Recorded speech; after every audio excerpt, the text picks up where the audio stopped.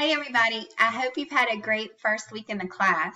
Last time I taught this class, I taught it in class, so we had a lot more opportunities for conversation and just to really talk more about cultural diversity and our thoughts about it. And so that's one of the things I hope we can figure out how to do a little bit more of with us doing the class online.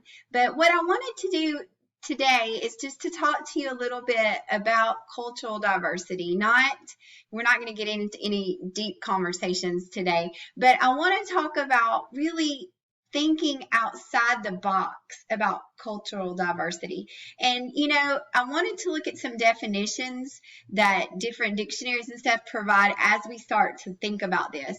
And so I was looking up cultural diversity, and I saw that one definition is the existence of a variety of cultural or ethnic groups within a society.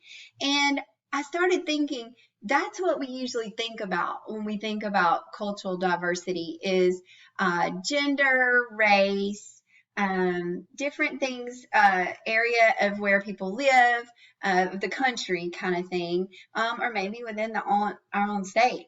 But we kind of just limit ourselves in what we're thinking about cultural diversity. So I wanted to look around and see what else is there. And so I found some more definitions of cultural diversity, and it says the cultural variety and cultural differences that exist in the world, a society, or an institution.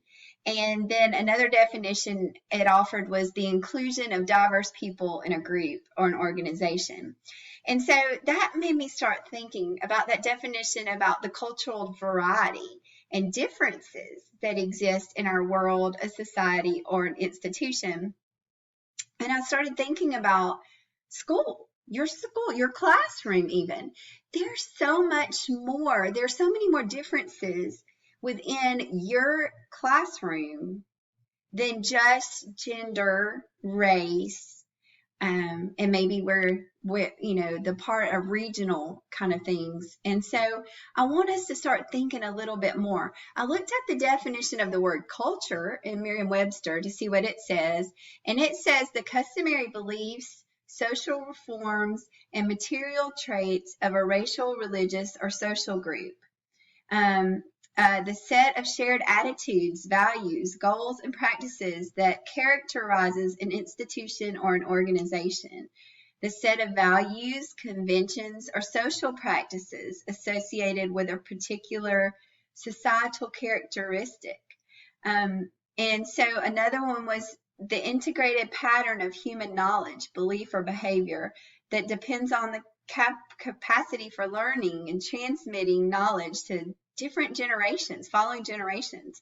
And so I started thinking, one thing is we might start out if we said, okay, there are different, let's start thinking bigger and broader, and we might start calling them cultures, but I don't really like that. I think we have diversity groups. So let's start using that terminology, diversity groups, and let's start thinking about the different attitudes, values, goals. Think of your classroom from this past year, and what different diversity groups did you see in your classroom? Did you see kids who are from single parent homes? Did you see kids who are basically home alone kids? Kids who go home and they're home a lot of the time by themselves because their parents have to work and don't have a babysitter. What other kinds of diversity groups do you see in your classroom, in your school, in your life?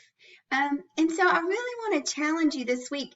Let's start looking beyond just gender, race, some of the things that we've more commonly thought of when we thought of cultural diversity, different, nationalities. Let's start thinking about the different kids, and I think you're going to really find that it's almost overwhelming when you start thinking about all the different diversity groups that you have or have potential to teach in your classroom.